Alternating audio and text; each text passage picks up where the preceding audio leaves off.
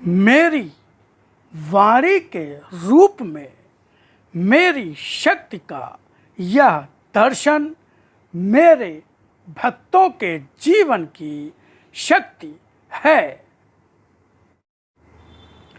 ज्ञान के रूप में मेरी यह वाणी मेरे भक्तों की मार्गदर्शक है।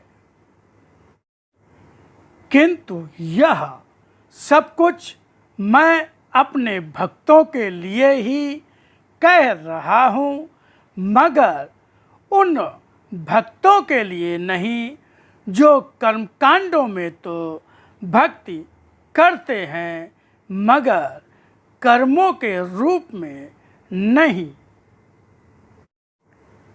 मेरे भक्त का जीवन भक्ति भावना से सराबोर, कर्मठ और त्याग से भरा तपस्वी का जीवन होता है। गुरुर्ब्रह्मा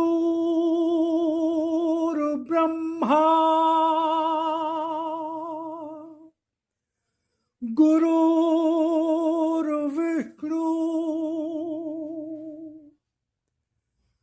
गुरुर्देवो महेश्वरा गुरुर्साक्षात् परब्रह्म तस्मै श्री गुरुवे नमः।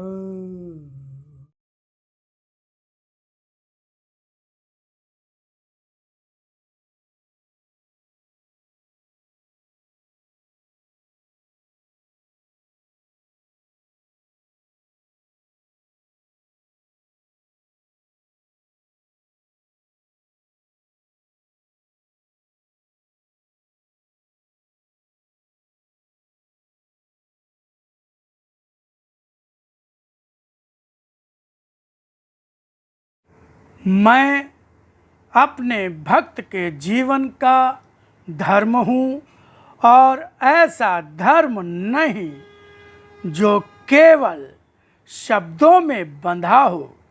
इसीलिए मेरी वाणी को जो अक्षरशः जीवन का कर्म बना चुका वही तो वास्तव में मेरा भक्त होता है। अभी तक मैंने अपनी सीमाओं को छुपाने वाले भक्त को पुकारा है और मेरी इस पुकार को सुनकर मुझ तक आने वाले भक्तों की संख्या अनेकों होते हुए भी हर भक्त अधूरा है, क्योंकि अभी तक कोई भी मुझ तक पहुंचा ही नहीं है।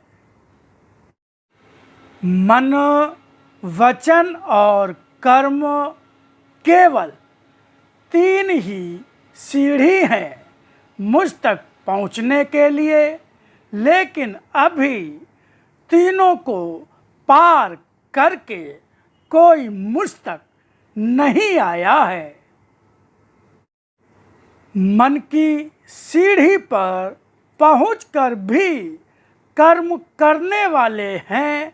जिस तरह चौके के दरवाजे पर बैठकर जो सब्जी काटता है वह भी कर्म करता है, मगर शब्दों में खोखले शब्द होते हैं, जैसे आदर करते हुए भी या विवशता हो या तिरस्कार हो, तब वे शब्द पूजा के नहीं कहलाते। इस तरह से मनुष्य मन की सीढ़ी पर चढ़कर भी अनेकों बार फिसलता है।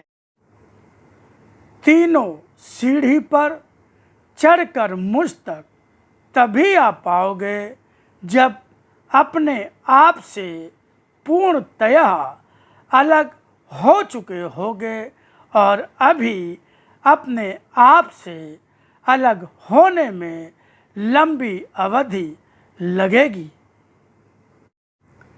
संसार में रहकर संबंधों के बीच मनुष्य इस तरह खोया रहता है कि वह उससे अलग हो नहीं पाता।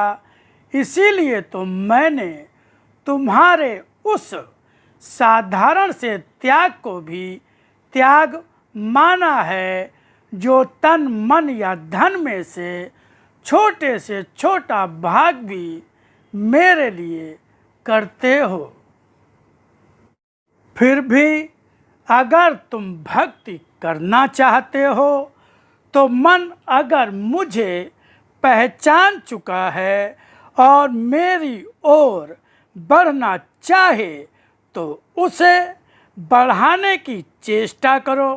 रास्ते की हर कठिनाई को पार करके भी जब जब तुम बढ़ने की चेष्टा करोगे तुम्हें सहारा मैं दूंगा। मेरा सहारा आज तुम्हारे जीवन का बहुत बड़ा आधार है। किसी भी कठिनाई का भय न करो। मेरी शक्ति तुम्हें शक्ति और गति देगी। मेरी शक्ति ही तो तुम्हारा जीवन है। मेरा अंश आत्मा के रूप में तुम्हारे शरीर की शक्ति है। यह शक्ति और गति देने वाली आत्मा तुम्हें मैंने इसलिए नहीं दी कि तुम इसका प्रयोग अपने शरीर के विकारों को बढ़ाने व अपने शरीर के अंगों के अनुचित प्रयोग में करो,